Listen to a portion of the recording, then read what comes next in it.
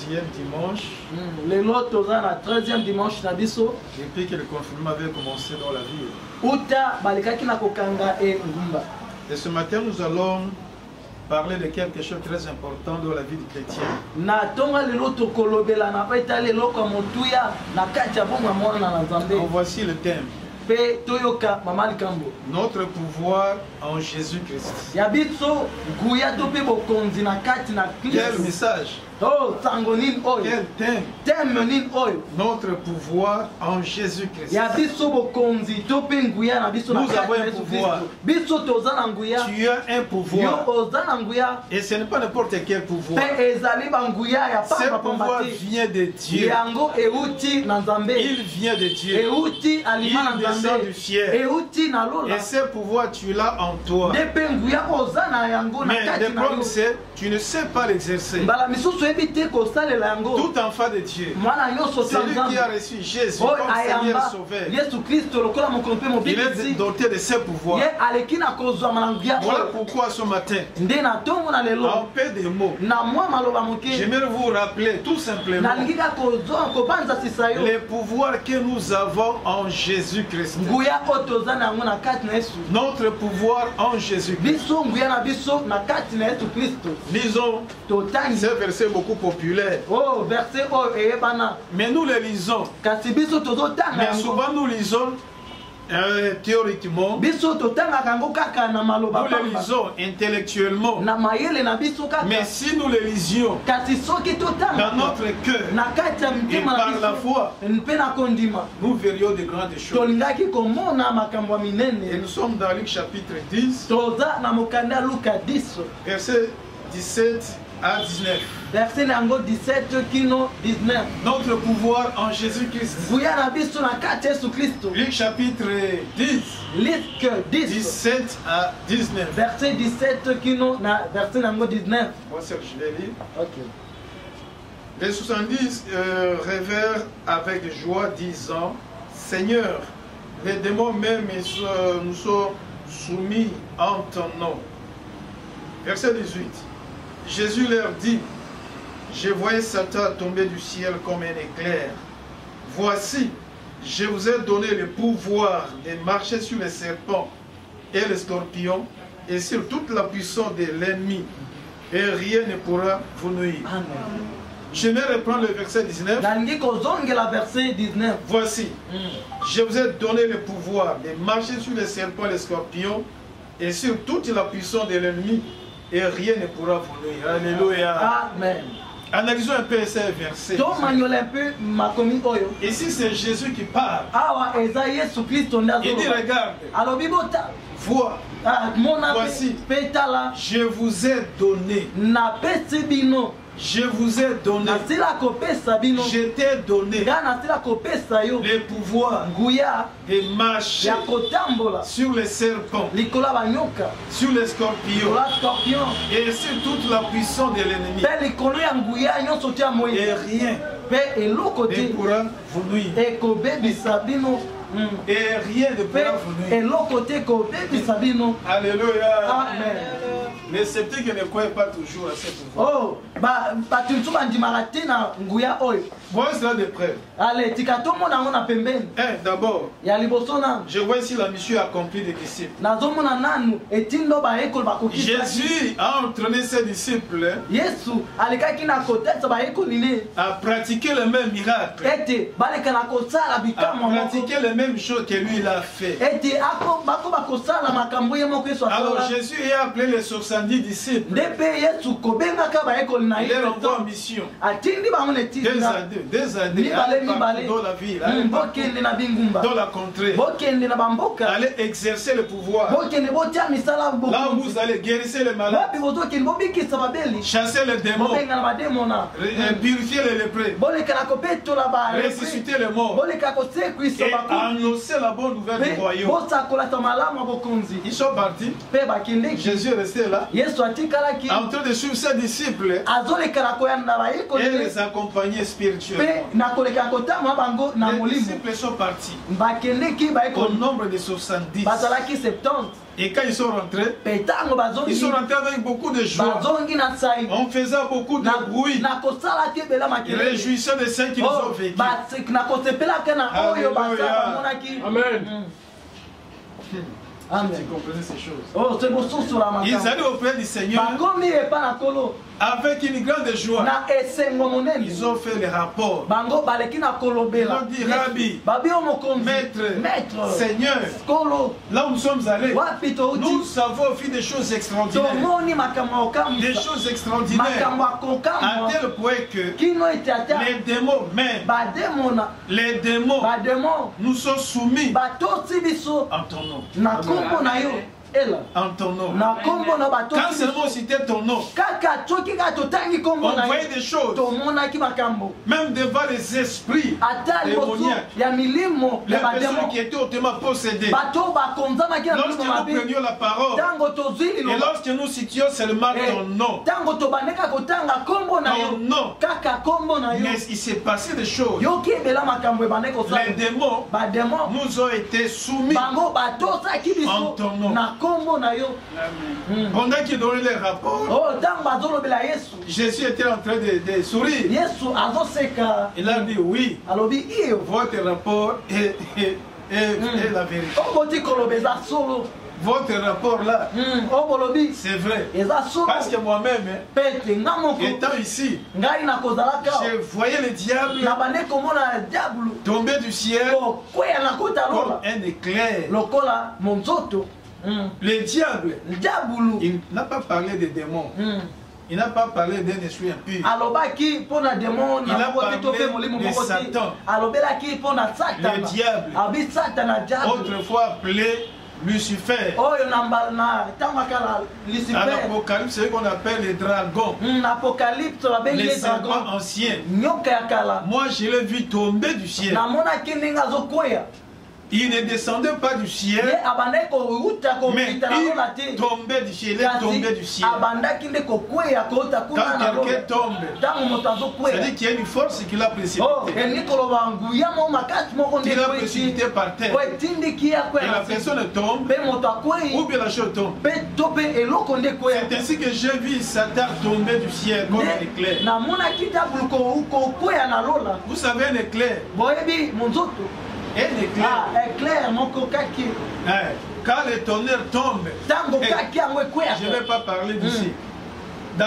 un endroit désert, na esika moko là où il esobe n'y a pas peut-être de gens. wapi batukutu Lorsque la foudre tombe là, ntango kaka kaki ekweyaka lorsque la foudre oh tombe, ntango kaka yango ekweyakwa il va laisser des dégâts. etikaka mabe C'est un grand feu. eza moto ya makasi Il va calciner tout ce qu'il y a ekolekana là-bas. kozikisa oyo eza kuna Mais le diable lui-même, c'est plus qu'un éclair. diabulu kuti ye moko aleki ata C'est yango plus que même la foudre. aleki ata Et kaki il est tombé avec puissance. nde akweyaki na nguya nyonso tu Jésus a dit, moi j'ai vu Satan tomber comme un éclair. ngai namonaki satana kokweya lokola kaki Quelle puissance, nguya nini oyo quel pouvoir, bokonzi nini oyo quelle autorité. oh bokonzi nini oyo Ce n'était pas Jésus qui l'a précipité, qui a fait tomber Satan. ezalaki yesu te nde akwesaki Bien sûr, satana c'était par lui, par son pouvoir, son autorité. solosolo Mais ezalaki na nzela les nguya na disciples ye qui l'ont pratiqué, nzoka bayekolo batiaki na mosala les diables étaient soumis même aux disciples. bango diabulu alekaki na kotosa ata bayekoli Alléluia. amen Quel pouvoir. oh nguya nini oyo amen Notre pouvoir en Jésus. oh nguya na biso na kati na Yesu. Et au-delà de toutes les réjouissances, oh na kosepelaka Jésus pourrait dire à ses disciples, yesu akoki koloba na bayekoli ok, ne c'est bien la joie, oyo eza mais kitoko ne vous esepela réjouissez pas kasi bino bosepela te seulement pour ce que vous avez vécu, mpona o bino bomonaki pour les miracles que vous avez pratiqués, mpona miracle mais bosalaki réjouissez-vous beaucoup plus kasi bino encore, bosepela nde lisusu parce makasi que vos noms po ete kombo na bino sont écrits dans les ekomami livres de la vie. na buku ya bomoi Parce que vos noms sont écrits po ete bakombo na dans le bino royaume des cieux. ekomami na bokonzi na likolo Alléluia. amen Alléluia. amen matin, je ne vous attends pas. na ntongo nazoka bino te Je suis en train de dégager une grande puissance. nazokaki nazobimisa nguya La makasi mission accomplie. ya solo etinda oyo En ekokisama agissant au nom de Jésus na kosalaka na nkombo na yesu et avec son pouvoir, mpe na bokonzi na ye les 70 disciples ont été témoins de miracles surprenants. nde boye bayekoli oyo bazalaki banzendenke ya miracle oyo bamonaki Ils sont transportés de joie bango bazalaki à cause des victoires qu'ils viennent de remporter. mpo na ntina elonga oyo baote kolonga Et Jésus s'en réjouit de même avec eux. nde yesu mpe azosepela ongo na bango Donc les disciples ont accompli leur mission. bayekoli balekaki na kokokisa bango etinda Il ne faut pas oublier que toi aussi tu es disciple de Jésus. yo kobotana te oza mpe moyekoli ya Moi yesu également je le suis. ngai mpe lokola Nous avons une mission accomplie. toza na etinda Nous kokokisa avons des missions communes. biso toza bitinda ekokama Nous avons aussi des missions spécifiques. mpe toza bitinda oyo ya À moto na chacun moto selon son appel na moko kolandisama biangama na ye et selon sa spécificité. mpe kolandisama na oyo Nous devons nzambe mpe accomplir la mission abengeli que Dieu nous a donnée. nde esengeli tokokisa etinda nzambe apesi biso Alléluia. amen Deuxième chose, eloko ya mibale je vais faire une nuance, nazolekala kotalisa une différence nazopesa bokeseni entre pouvoir et autorité. oyo ezali pouvoir mpe autorité Les deux mots, les deux concepts évoluent de pair.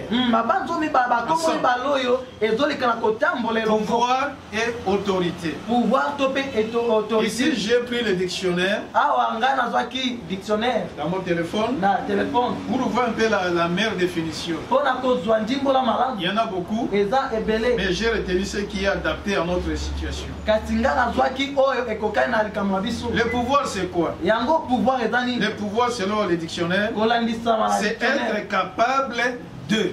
ezali kozala na makoki ya Voilà. Être capable de. ete ozala na makoki ya Autrement dit, être capable de faire quelque chose. lolenge tu akoloba oza makoki ya kosala eloko Être capable de faire ce qui est faisable. oza makoki ya kosala oyo esengeli C'est ça le pouvoir. yango nde pouvoir Tu as cette capacité yo oza na bokonzi de faire quelque chose. oza na nguya oyo ya Tu as le kosala pouvoir eloko en toi, oza na nguya na mais si kati tu na ne yo l'exerces pas, kasi soki ozotela rien ne va se passer. eloko te kosalema tu peux être le chef de l'État, yo okoki kozala mokonzi ya le mboka président de la o République. président ya mboka Potentiellement, tu as ce pouvoir ya solosolo oza na nguya de oyo conduire la nation. ete okamba mboka Tu as le plein pouvoir. oza na bokonzi nyonso Tu es au-dessus. oza likolo Parce que le président, po ete mokonzi ya mboka c'est la première institution. ye azali moto ya mobeko ya Donc, mboka il est couvert d'un grand pouvoir. ye atondisami na bokonzi Autorité. autorité L'autorité, c'est quoi? yango eza nini On parle de... C'est le pouvoir babi eza sikoyo nguya ou le droit de commander, to mpe oyo etali nguya ya kokamba d'obliger quelqu'un à quelque chose. ya kotinda moto asala eloko songolo L'autorité, c'est le pouvoir ou bien le droit de commander, ezali bokonzi epesameli ya kokamba d'obliger quelqu'un à faire quelque chose. ya kotinda moto asala eloko songolo Alors, écoutez maintenant la nuance. sika totala bokeseni Le pouvoir, nous l'avons, nous. pouvoir toza na yango na kati na biso Mais si ton pouvoir n'est pas exercé, kasi soki yango etiami na tu ne misala verras te pas l'autorité. okomonaka te bokonzi na yo L'autorité vient à partir du pouvoir. sika bokonzi eyaka na nguya Lorsque tu exerces le pouvoir ntango tie nguya na que tu as mosala en Jésus-Christ, oyo oza na yango na kati na yesu eh bien, l'autorité là va se manifester. nde boye nguya bokonzi oyo ekomitalisa Et que lorsque tu commandes, ete ntango ozopesa mobeko ça c'est fait. yango ezosalema Il y a obéissance. eza na botosi Lorsque tu obliges, ntango opesi etinda ça c'est fait. esalemi mpe Alléluia.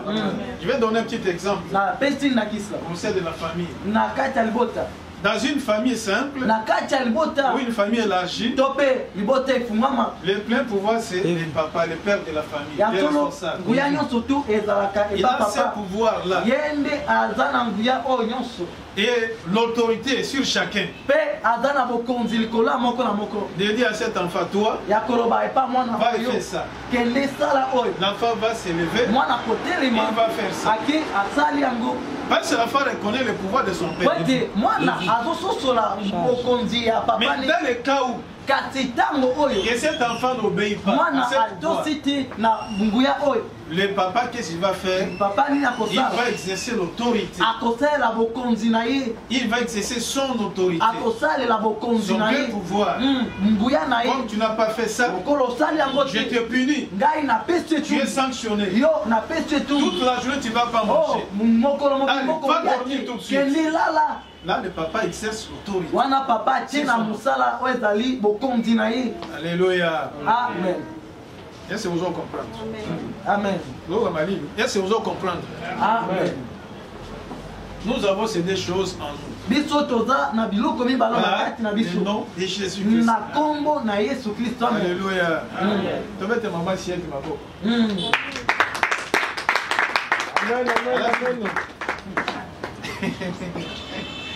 Alléluia. J'aime ça vraiment. Ok, notez bien. sika tosimba malamu Les serpents et les scorpions ete nyoka na scorpion symbolisent les puissances démoniaques. bango bazotalisa nguya ya mokila molili Les ya Satana. scorpions, les serpents scorpion to pe nyoka L'ennemi. nguya symbolisent bazotalisa toutes les puissances démoniaques. banguya nyonso to Et ya regardez demo maintenant.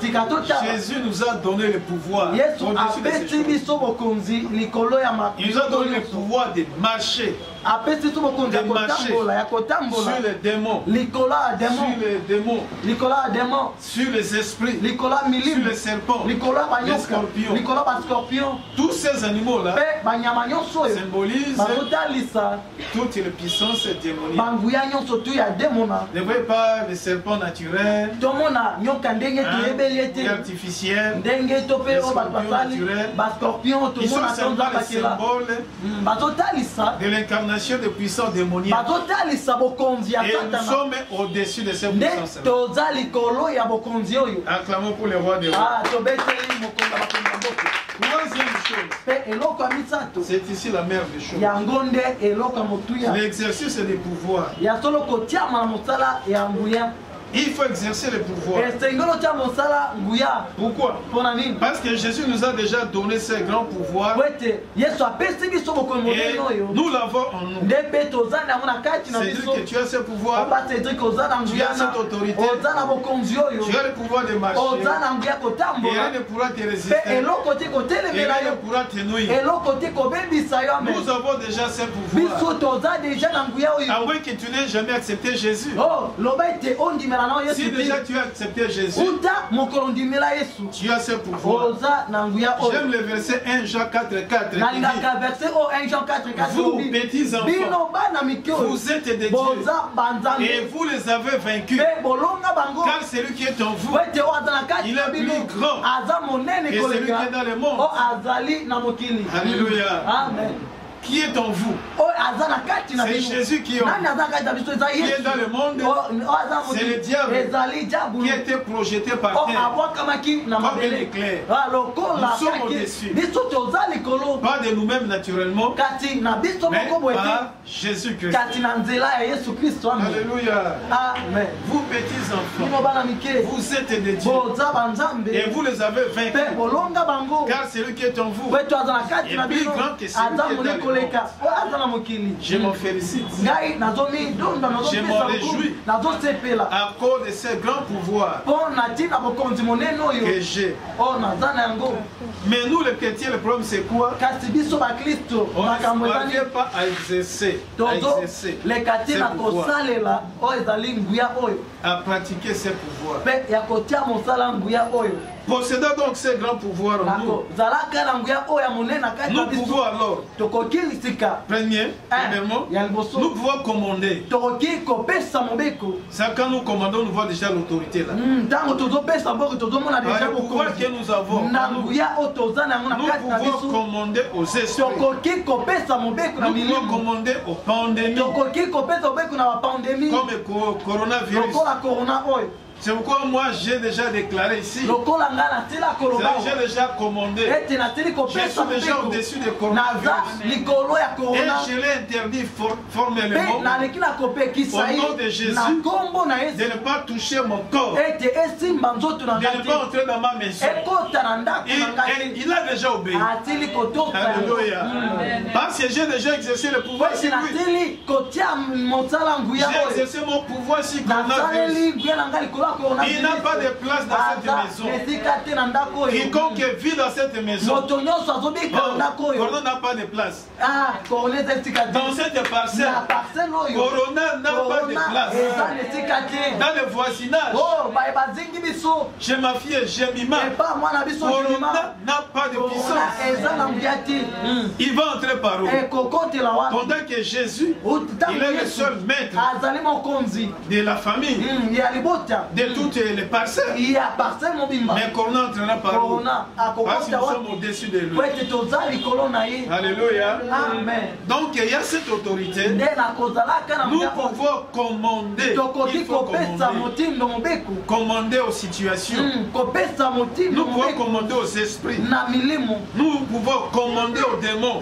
na bademo Nous pouvons commander aux tokoki tempêtes. kopesa otindo na bamipepe ya Nous makasi pouvons commander aux situations. tokoki kopesa Nous otindo na pouvons bamakambo commander aux circonstances. na bamakambo ya ndenge na Toutes ndenge les choses de la vie naturelle makambo nyonso ya bomoi et de la vie surnaturelle. to mpe ya bomoi ya nzoto mpe ya Avec ce molimo pouvoir, na nguya nous oyo pouvons commander. tokoki kopesa motindo Et ils vont nous obéir. mpe ekotosa biso Par le nom de Jésus. na nkombo na yesu Alléluia. amen Si tu crois fermement yo soki ondimaka solosolo que toi tu n'es pas la cible du coronavirus, yo oza oyo korona azotala te la Covid ne fera rien contre toi. covid ekosala eloko Si te elle sait de s'approcher de toi, soki ameki kobelema anzingami na quelqu'un yesu en lui, en tout cas, je ne moto vais moko pas aza na kati nde nakoki te kokota elle va bifurquer et elle rentre. akoleka mopanzi azongi La Covid va se mettre à chercher là où c'est vide. ekobanda koluka nakota wapi Même là où Jésus est, ata wapi yesu et aza que peut-être Jésus est déjà endormi o pour la tatu yesu personne. alala na kati ya moto La corona peut en profiter là. korona okeya nazwa Et libaku pas,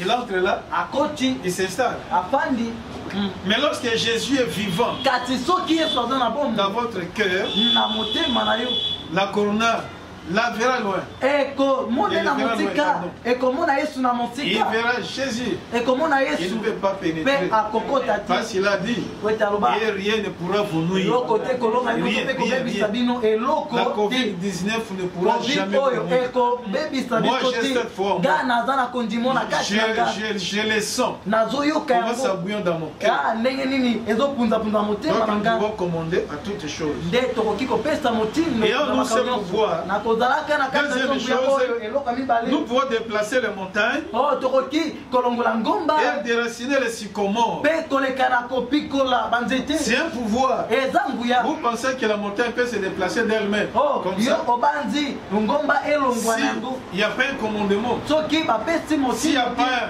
une force to mpe extérieure, nguya moko ya s'il n'y a eza pas te un pouvoir, to mpe une autorité qui le commande, oyo ezokamba la yango montagne restera toujours là, yango ekotika au siècle des siècles. seko na seko Mais lorsque tu la commandes, kasi soki opesi yango par le nom motindo de Jésus, na nkombo na tu yesu exerces un pouvoir très fort. osaleli nguya oyo L'autorité, bokonzi par le nom de Jésus, na nzela nkombo na tu vas voir yesu la montagne se déplacer. okomona ngomba kotelema Elle quitte la kokende place. elongwe wapi ezalaki Tu vas déraciner le sycomore. okolekela kopikola oyo ezali sikomore Le sycomore, c'est un arbre yango eza qui nzete pousse beaucoup en Asie, oyo ezalaka mingi na zia dans la contrée de la France et tout ça là. zingalinga